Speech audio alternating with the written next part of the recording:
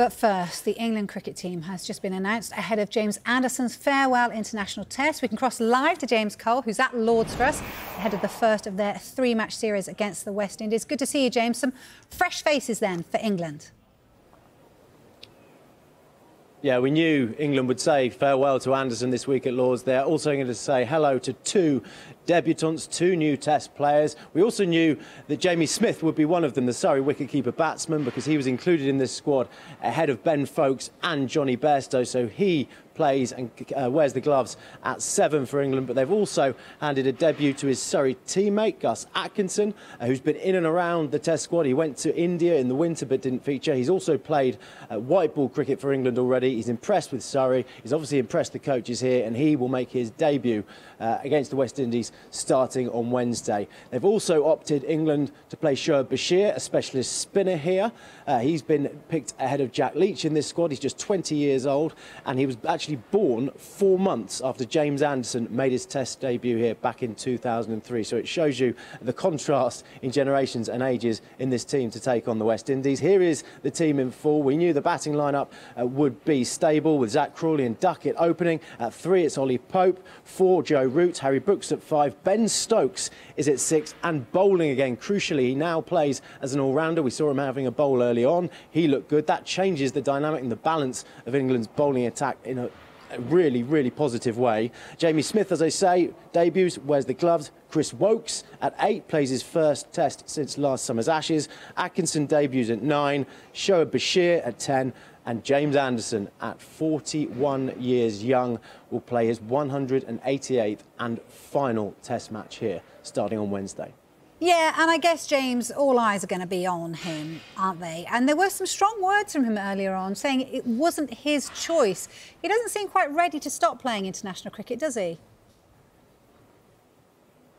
No, and you can't blame him. He took 7 wickets for 25 runs last week for Lancashire. He says he feels as good as ever. He's bowling as well as ever. And as you say, it wasn't his decision. I think Anderson would have played at least another summer. He's good enough to play another summer. But the decision was made for him earlier in the summer when Ben Stokes, the England captain, Brendan McCullum, the coach, and Rob Key, the director of cricket, met up with Anderson at a hotel in Manchester and told him they feel now is the time for him to step aside with an Ashes in 2 winters' time down under. They want to blood younger players, give experience to some younger bowlers, and they've said to James Anderson, this will be your farewell Test. He says he's found peace with it, but I don't think he agrees with it still. Coming off the back of 7 for last week, obviously I feel like I'm still bowling as well as I ever have, but I mean, I knew it had to end at some point, you know, whether it's now or a year or 2 years. The fact that it's now is just something that I've got to deal with and accept. And as I said, I'm actually really excited about what I can contribute to this team, certainly for the rest of this summer, and who knows, maybe further than that. So, look, ready to retire or not, it's sure to be very emotional for everyone at Lord's on Wednesday. So how is Anderson feeling? How's he going to keep those emotions in check? I think he's hating these 2 days, Vicky. He's naturally a shy and quite introvert person. He doesn't enjoy being celebrated like this, so it's going to be a difficult couple of days for him. I think he's focusing purely on cricket at the moment. He says he's using cricket to hold back the tears. I think that's true. We don't see a lot of emotion from James Anderson off the pitch. On the pitch we do, to get him bowling. But I think it could well be different this week, and he hinted that might be the case too. I feel pretty normal going into this last couple of days of training. Trying not to think too much about the game itself yet, like or certainly how I'd feel about it. I'm trying to be as sort of focused as I can. And, you know, the big thing for me this week is wanting to play well, bowl well, and get a win.